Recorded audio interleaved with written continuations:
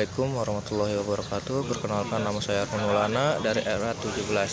Di sini saya akan memberi UAS dan meresum mata kuliah pengantar ekonomi. Dan PPT yang pertama yaitu permintaan, permintaan adalah sejumlah barang yang dibeli atau diminta pada suatu harga dan waktu tertentu. Hukum permintaan adalah salah satu konsep yang mendasar dan dalam ekonomi. Hukum permintaan menjelaskan tentang bagaimana ekonomi pada pengalokasian sumber daya dan menentukan harga barang dan jasa. Dikutip dari Investopedia, hukum permintaan adalah prinsip dasar ekonomi yang menyatakan bahwa harga yang lebih tinggi konsumen akan diminta jumlah barang yang rendah. Selain itu, hukum permintaan dapat dikatakan sebagai jumlah yang dibeli berbanding terbalik dengan harga. Apabila harga suatu barang turun, maka permintaan terhadap barang tersebut akan meningkat. Sebaliknya, jika harga atau barang naik, maka permintaan terhadap barang akan menurun. Pengertian hukum permintaan menurut para ahli. Yang pertama, Riwayanti dan Markona. Menurut Riwayanti dan Markona pada 2008, fungsi permintaan atau demand adalah hubungan antara harga komoditas dengan jumlah yang diminta atau dibeli dengan asumsi variabel lainnya konstan atau dalam bahasa Inggris ceteris paribus. Yang kedua, Gasparet. Dalam buku Gasparet tahun 2011 menjelaskan hukum permintaan berbunyi jika kuantitas produk yang diminta konsumen berhubungan terbalik atau negatif dengan harga produk. Biasanya hal ini terjadi dengan asumsi seluruh variabel permintaan di atas konstan. Pengertian secara umum sudah dibahas di atas. Mulai dari apa itu hukum permintaan dan bagaimana hubungannya antara permintaan dan harganya. Kemudian untuk menghitung secara kualitatif, maka diperlukan rumus supaya mempermudah dalam perhitungan yang ada. Itu artinya hukum permintaan tidak bisa dihitung secara sembarangan. Yang ketiga, Raharja dan Marung 2008. Permintaan adalah keinginan konsumen membeli suatu barang pada berbagai tingkat harga selama periode waktu tertentu. 4. Sementara Roycidi 2001 mengartikan permintaan sebagai keinginan dan disertai dengan kesediaan dan kemampuan untuk membeli barang yang bersangkutan. Nakima Sangaji dan Sopian 2013 menjelaskan permintaan adalah keinginan akan produk secara spektif dan didukung kemampuan dan kesediaan untuk membelinya. Dari para ahli ekonomi tersebut dapat disimpulkan permintaan sebagai jumlah, kualitas, dan barang dan jasa yang dibutuhkan oleh konsumen dan disertai dengan kesediaan dan kemampuan untuk membeli pada tingkat harga dan waktu dan tetap tempat tertentu. Yang kedua, pengertian penawaran. Penawaran dalam ilmu ekonomi adalah berbanyak barang atau jasa yang tersedia dan dapat ditawarkan oleh produsen kepada konsumen pada setiap tingkat harga selama periode waktu tertentu. Penawaran juga dapat diartikan sebagai jumlah keseluruhan barang atau jasa yang tersedia di pasar untuk ditawarkan pada tingkat harga dan waktu tertentu.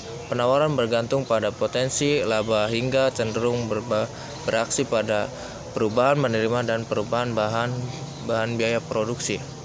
Konsep dasar bagi fungsi penawaran untuk suatu produk dapat dinyatakan dalam bentuk hubungan antara kualitas dan ditawarkan kualitas penawaran dan sekumpulan faktor yang mempengaruhi penawaran dari produk ini. Ada dua jenis penawaran. Yang pertama yaitu penawaran individu dan penawaran pasar atau kolektif. Penawaran individu merujuk pada jumlah barang atau jasa yang bersedia dan dapat diproduksi oleh sebuah perusahaan dan pada harga tertentu. Yang kedua, penawaran pasar atau kolektif adalah jumlah barang atau jasa yang ditawarkan oleh sekelompok penjual dan beberapa orang produsen pada waktu, tempat, dan satuan harga tertentu. Materi yang ketiga, Elastisitas permintaan. Elastisitas permintaan adalah konsep dalam ilmu ekonomi yang mengukur sejauh mana permintaan suatu produk dan melayani perubahan respon terhadap perubahan dalam harga, pendapat, dan faktor lainnya. Elastisitas permintaan dapat membantu para ekonomi dan perusahaan memahami bagaimana konsep dan merespon perubahan harga atau kondisi lain dalam pasar. Yang keempat, teori produksi. Teori produksi merupakan teori memilih atas berbagai alternatif terutama menyangkut keputusan yang diambil oleh seorang produsen dalam menentukan pilihan atas alternatif yang ada. Produsen berusaha dalam memaksimalkan produksi yang dapat dicapai dengan suatu kendala biaya tertentu agar dapat menghasilkan keuntungan yang maksimal. Produksi juga merupakan suatu kegiatan yang dikerjakan untuk menambah nilai guna suatu benda atau menciptakan benda baru sehingga lebih bermanfaat dalam memenuhi kebutuhan. Kegiatan menambah daya guna suatu benda tanpa mengubah bentuknya dinamakan produksi jasa, sedangkan kegiatan menambah daya guna suatu benda dengan mengubah sifat dan bentuknya dinamakan produksi barang. Dalam melakukan kegiatan produksi, maka harus mempunyai landasan teknik yang di dalam teori ekonomi disebut dengan fungsi produksi. Teori produksi dibagi menjadi dua. Yang pertama, teori produksi dengan suatu faktor berubah. Teori produksi yang sederhana menggambarkan tentang hubungan di antara tingkat produksi suatu barang dengan jumlah tenaga kerja yang digunakan untuk menghasilkan berbagai tingkat produksi barang tersebut. Dalam analisis tersebut bahwa faktor produksi lainnya adalah tetap jumlah, yaitu modal dan tanah. Jumlah dianggap tidak mengalami perubahan. Satu-satunya faktor produksi yang dapat diubah jumlah adalah tenaga kerja. Yang kedua adalah teori produksi dengan dua faktor berubah. Analis yang baru saja digambarkan berbagai tingkatan produksi akan mengalami perubahan apabila dimisalkan faktor produksi yaitu tenaga kerja atau meneruskan ditambah, tetapi faktor-faktor produksi lainnya dianggap tetap jumlahnya yaitu tidak dapat diubah lagi. Dalam analisis berikut misalnya terdapat dua jenis faktor produksi yang dapat diubah jumlahnya. Jika misalnya yang dapat diubah adalah tenaga kerja dan modal. Misalnya pula bahwa kedua faktor produksi yang dapat berubah ini dapat dipertukarkan penggunanya, yaitu tenaga kerja dapat menggantikan modal, atau sebaliknya apabila misalnya pula harga tenaga kerja dan pembayaran per unit kepada faktor modal diketahui. Analisis tentang bagaimana perusahaan akan meminum biaya dalam usaha untuk mencapai suatu produksi. Kita lanjut sebelum azan.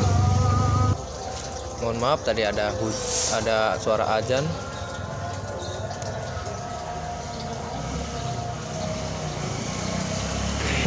Nah, baru udahan. Ya, kita lanjut. Perilaku penawaran pada pasar persaingan sempurna. Perilaku penawaran pada persaingan sempurna adalah salah satu aspek yang penting dalam teori ekonomi mikro. Persaingan sempurna adalah suatu situasi di pasar di mana terdapat banyak penjual dan pembeli kecil, produk homogen atau tidak ada perbedaan antara produk yang ditawarkan oleh penjual yang berbeda. Akses informasi yang sempurna, biaya produksi tetap, dan perilaku pasar tidak memiliki kekuatan pasar untuk mempengaruhi harga. Dalam konteks persaingan sempurna, perilaku penawaran memiliki beberapa ciri khas. Yang pertama yaitu penawaran yang elastis. Penjualan dalam persaingan sempurna biasanya menghadapi permintaan yang sangat elastis terhadap produk mereka. Yang kedua, harga pasar sebagai penentu. Penjual dalam persaingan sempurna adalah price taker, yang berarti mereka harus menerima harga pasar sebagai harga yang berlaku untuk produk mereka. Mereka tidak memiliki kendali atas harga dan harus menjual barang mereka pada harga yang berlaku di pasar.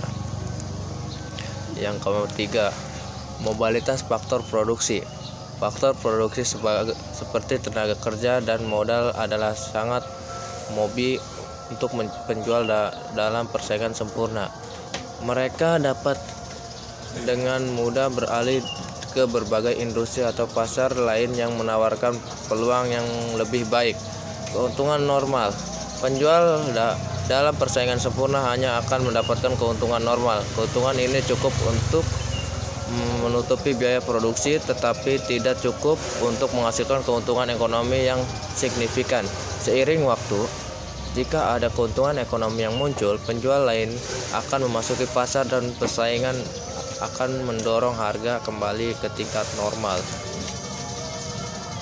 Yang keenam yaitu tolak ukur keberhasilan perekonomian. Tolak ukur keberhasilan pembangunan ekonomi merupakan metode untuk mengukur pembangunan ekonomi suatu daerah atau negara.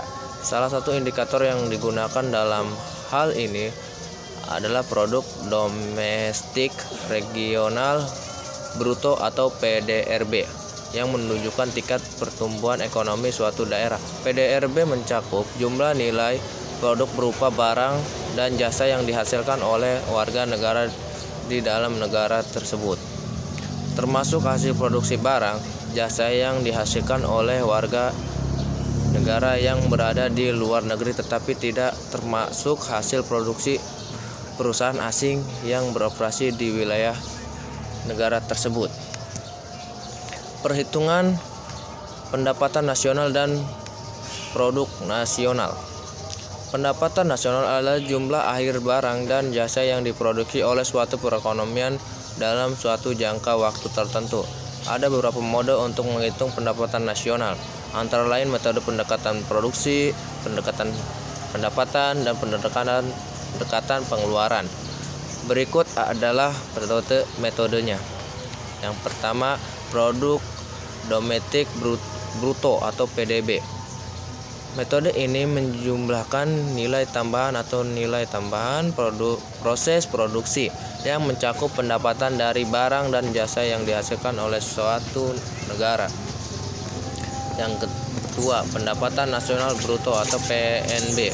Metode ini menjumlahkan seluruh pengeluaran dan dilakukan seluruh pelaku ekonomi atau perusahaan pemerintah. Yang ketiga, pendapatan nasional neto atau PNN. Pendapatan nasional bersih adalah pendapatan nasional yang dihitung dengan pengurangan pajak tidak langsung dari pendapatan nasional. Produk nasional bruto. Yang kelima adalah produk nasional bruto atau GNP. GNP adalah nilai akhir barang dan jasa yang dihasilkan oleh warga negara dari suatu negara yang berada di luar negeri tetapi tidak termasuk hasil produksi perusahaan asing yang beroperasi di wilayah negara tersebut. Yang keenam, pendapatan personal atau PI. PI adalah pendapatan yang diterima secara individu namun belum dapat dibelanjakan karena masih harus ya kan. Yang ketujuh, pendapatan disposable atau DI. DI adalah pendapatan pribadi yang sudah siap diperbelanjakan. Yang materi ketujuh yaitu definisi inflasi. Inflasi adalah suatu kondisi di mana harga umum barang dan jasa di pasar meningkat secara terus-menerus dalam periode waktu tertentu. Kenaikan harga dari satu barang saja tidak dapat disebut inflasi kecuali bila kenaikan itu meluas atau mengakibatkan kenaikan harga pada barang lainnya. Kebalikan dari inflasi disebut deflasi. Ini berarti bahwa daya beli uang atau nilai uang menurun seiring waktu sehingga uang yang sama dapat membeli lebih sedikit barang atau jasa daripada sebelumnya. Ukuran inflasi. Ukuran inflasi mengacu pada cara untuk menghitung atau menilai tingkat kenaikan harga secara umum dalam perekonomian. Beberapa ukuran yang sering digunakan untuk mengukur inflasi antara lain: yang pertama, indeks harga konsumen atau pada bahasa Inggrisnya Consumer Price Index atau CPI. Mengukur perubahan harga rata-rata dari sekelompok barang dan jasa yang biasa dibeli oleh rumah tangga konsumen atau CPI. Sering digunakan sebagai indikator utama untuk mengukur inflasi konsumen. Yang kedua, indeks harga produksi. Produk atau bahasa Inggrisnya Production Price Index atau PPI. Mengukur perubahan harga dari sudut pandang produsen untuk sekelompok barang, modal, dan bahan baku yang digunakan dalam proses produksi. PPI dapat mempengaruhi harga-harga yang dibebankan kepada konsumen. Selanjutnya, indeks harga PDB deflator atau pada bahasa Inggrisnya Gross Domestic Production Deflator. Mengukur rata-rata harga dari semua barang dan jasa diproduksi dalam suatu negara. Ini adalah ukuran inflasi yang lebih luas karena mencakup seluruh output ekonomi. Yang selanjutnya, inflasi inti, mengukur perubahan harga tanpa mempertimbangkan komponen yang cenderung fluktuatif seperti makanan dan energi. Ini bertujuan untuk memberikan gambaran yang lebih stabil tentang tren inflasi jangka panjang. Yang terakhir yaitu PPT yang terakhir, sumber-sumber pertumbuhan ekonomi. Yang pertama, investasi. Investasi dalam infrastruktur, teknologi, dan manusia dapat meningkatkan produktivitas dan daya saing ekonomi. Kedua, inovasi. Pengembangan teknologi baru dan inovasi dapat mendorong pertumbuhan ekonomi yang menciptakan peluang baru dan meningkatkan efisien. Yang ketiga yaitu pendidikan. Kualitas sumber daya manusia yang terdidik dapat meningkatkan produktivitas dan kemampuan inovasi suatu negara. Yang keempat, infrastruktur. Pembangunan infrastruktur yang baik seperti jaringan transportasi dan komunikasi dapat membuka akses pasar dan melancarkan arus barang dan jasa. Kebijakan fiskal dan moneter. Kebijakan pemerintah terkait pengeluaran pajak dan kebijakan moneter dapat mempengaruhi tingkat pertumbuhan ekonomi. Yang keenam, kestabilan politik. Ini kestabilan politik menciptakan lingkungan yang kondusif bagi investasi dan pengembangan ekonomi. Ketujuh, perdagangan internasional. Melibatkan dalam perdagangan internasional dapat membuka peluang ekspansi pasar dan penukaran teknologi. 8. Regulasi bisnis. Regulasi yang seimbang dapat menciptakan lingkungan bisnis yang stabil dan mendukung pertumbuhan. 9. Kualitas institusi yang baik seperti hukum yang kuat dan pencegahan korupsi dapat meningkatkan kepercayaan investor dan pelaku bisnis. Yang ke-10, ketidaksetaraan ekonomi. Mengurangi kesetaraan ekonomi dapat menciptakan konsumen yang lebih kuat dan meningkatkan partisipasi masyarakat dalam pertumbuhan ekonomi. Cukup sekian dari saya. Itu dari resume saya. Saya pamit, saya Arman Maulana, mohon izin. Assalamualaikum warahmatullahi wabarakatuh.